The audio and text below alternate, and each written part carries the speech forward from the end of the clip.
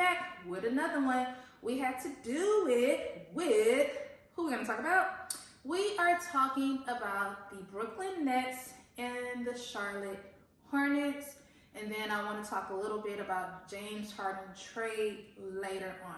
So let's jump into it. So we're going to start with Brooklyn first. And I want to talk about Mikal Bridges and how he's basically just been doing his thing in the sense of, I feel like he's committed to the team. Him not missing a game, like even from the Suns when he played, I think he's one of the longest players as of now who haven't missed a game unless it was like a coach decision or whatever for like preseason or whatever the case may be. But other than that, he haven't missed no games. So it just shows like his commitment, his work ethic. And then when he goes on the court, he does what he needs to do as far as he shows up and he shows out. It's literally like lights out. And I love that for him. I feel like he didn't get that recognition when he was playing with the Suns. So now that he's with Brooklyn, I feel like he has that chance where he's able to be the quote-unquote superstar for the team. He's an asset to the team for sure. And he just, last night, he put on a show as always, buzzer beater 3. And it's just like an overall, like I said, good look for him, good look for the Nets for getting him. And I think he'll do well as far, as well as his career, like, progress. And that's really all I had to say about Mikal. But like I said, he's getting up there, and I can see the talent just picking up. You can see that he's putting that work in, and I enjoy that for him.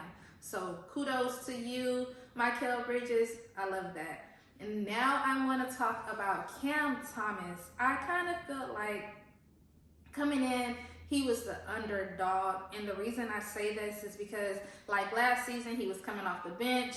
And then I feel like once KD and Kyrie got traded, he was able to starting games, you know. And I feel like once he did that, he has been a great asset to the team. A little bit ball hog, like he doesn't assist much.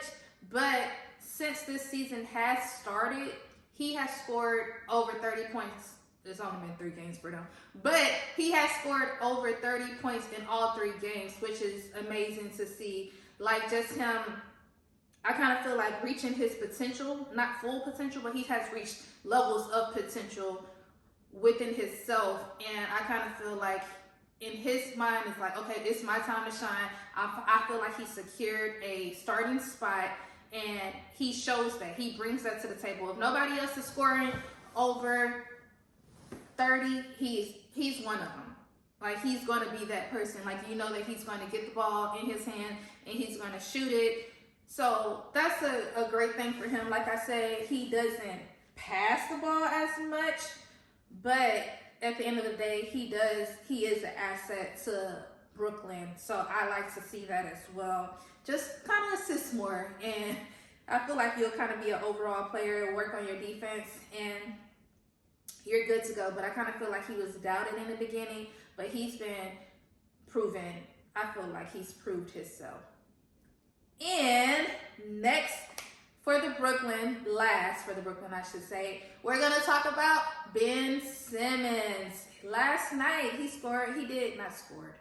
he did a double-double, and he had 10 rebounds, 11 points. He almost had a triple-double because he had 8 assists. So if he would have got 2 more, he would have got there. I kind of feel like he is getting his groove back. Not 100% there, but he's in the process of trying to find it back. I feel like last season, he barely played. Me, personally, I feel like when he did play last season, I feel like he was fouling out on purpose to not play. Like, I just feel like he was so much in his head when he did have KD and on his team. It was like he barely shot the ball. Like, it was just piss poor performance last season. So I'm glad to see, like, now you don't have these key players as far as like superstars. It's like, so you have to be that superstar of the team for the Nets. So you really, really, really have to bring it. So I want to see more of that from him. Like I said, it's only been 3 games, but he did get a double-double last night. So I am proud of him for that. I would love for him to shoot the ball more. I mean, he was 5 out of 6 last night, but you still got to shoot the ball more if you are that leader of the team. Like, you really still have to come with it. So Ben, we know that he's known for like defense, so like just keep up that aspect, stay out of foul trouble, and just keep your head in the game, and I feel like y'all will do fine. Playoffs, I'm on the East, I'm not quite sure if they are ready for that. They can probably get 8 seed, maybe. But the thing is, when it comes to Brooklyn, and I noticed a lot of this last season, they will have a huge lead.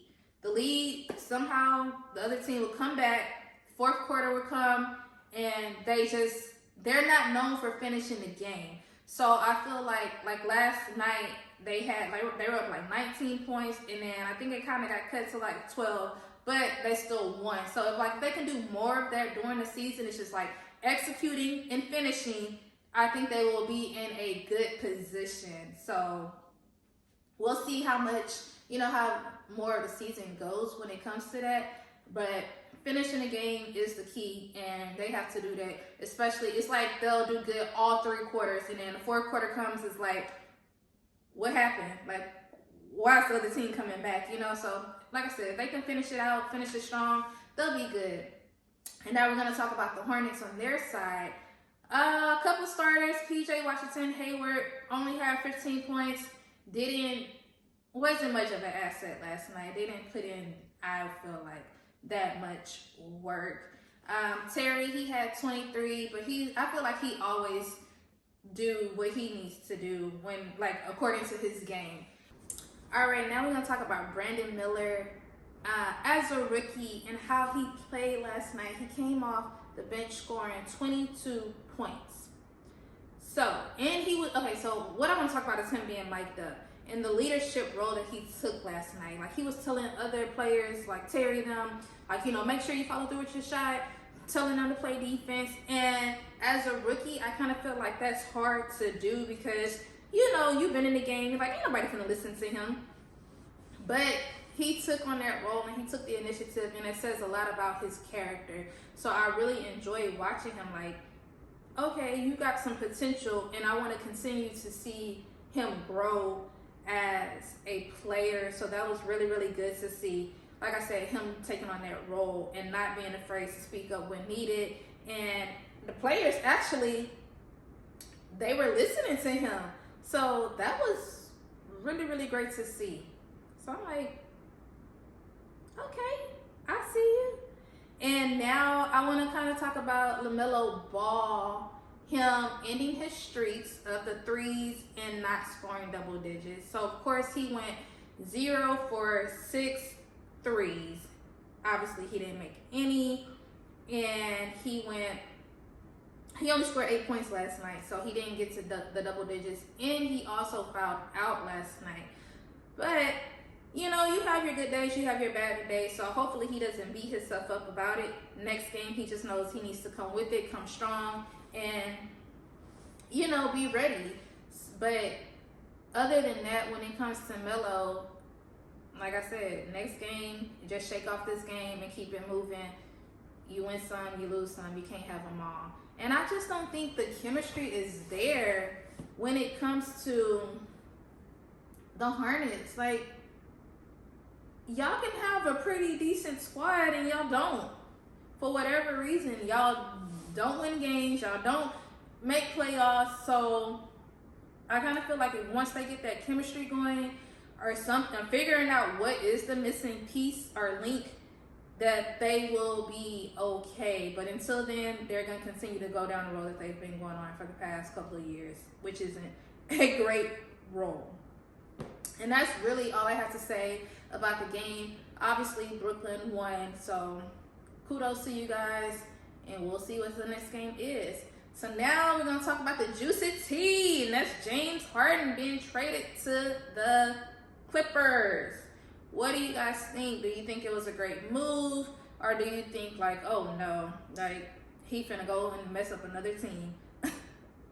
I think that's what, I don't want to think like that, but that's kind of how I feel. Because I feel like the Clippers, they already have their groove. They have their trio. Westbrook is happy there. And I just kind of feel like Harden, his head is not in the game or where it needs to be. So it's like, don't come over there messing up what they already established. So it's like, it can either go one of two ways. He can be an asset or he can be a liability. You know what I mean? Asset means you are playing defense. Let's start there, because you do not play defense. You continue to assist, which, you know, you're great at doing that. And you continue to score. When it's playoff time, you show up, you show out, you know?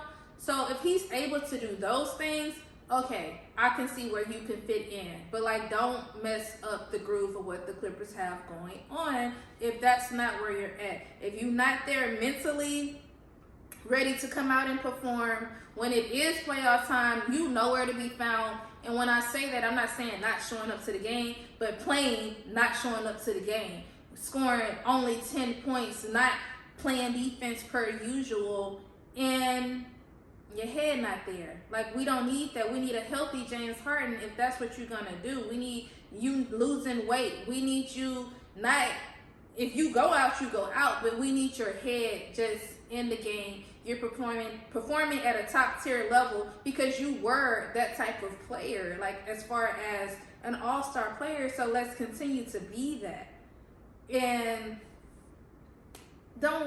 that's really all I have to say, because lately he just acts like a female. And I hate to say that, but he acts like a female to me. Like, oh, I don't get my way, so I'm not gonna show up. Like, dude, now you got what you wanted. You got traded, you got out of Philadelphia. I feel like, not that Brooklyn was good. You went to Brooklyn, then you wanted to leave Brooklyn. You didn't do much there. You went to 76ers. I kind of feel like I thought you was happy, but obviously not. You went there, you left. You left Houston, which is fine because you was there for like 9 years. So that's totally understandable. Thunder, left. Like, don't just make it a habit of like, okay, I don't like this team, so I want to be traded. It just doesn't work like that, or it shouldn't work like that. So hopefully he finds his happiness there, his peace, and he's able to perform at an elite level. Because I feel like the Clippers, you know, I feel like they're gonna make the playoffs. I feel like they can get out of the first round in the playoffs. So we just need you, James Harden, to help out. Be that asset that you can be. That's all I have to say. Like, I don't want to speak too negatively about him, but it's just, but that's all I had, y'all. Today's Halloween. So y'all enjoy y'all's night. Y'all be safe out there. Tonight, it's only 3 games. So I know it's the Suns and the Spurs, which I'm probably not going to watch because it comes on at 9 o'clock and I'm going to probably be asleep. Or I may watch the first half, I should say. And then we have the Knicks and the Cavs playing as well at 6:30 my time. So I'm for sure going to watch that. And I hope Randall does not disappoint me and he can bring it tonight and try to redeem himself for the previous games that I have been talking about. Because it's like, I don't want to talk about the Knicks, but that's the only games that's playing. So we're going to talk about it. And hopefully we talk about it. We come back with some positive stuff to say. Like, okay, Randall did X, Y, and Z. Whoop, whoop, whoop. That's what I'm hoping. Donovan Mitchell for the Cavs. He does his thing. So I'm excited to watch him tonight. And that's really all I have. Y'all be productive. Y'all be blessed. Y'all have a great day. Once again, I'm TB. Please don't forget to like, comment, and subscribe to my channel. Peace out. Bye.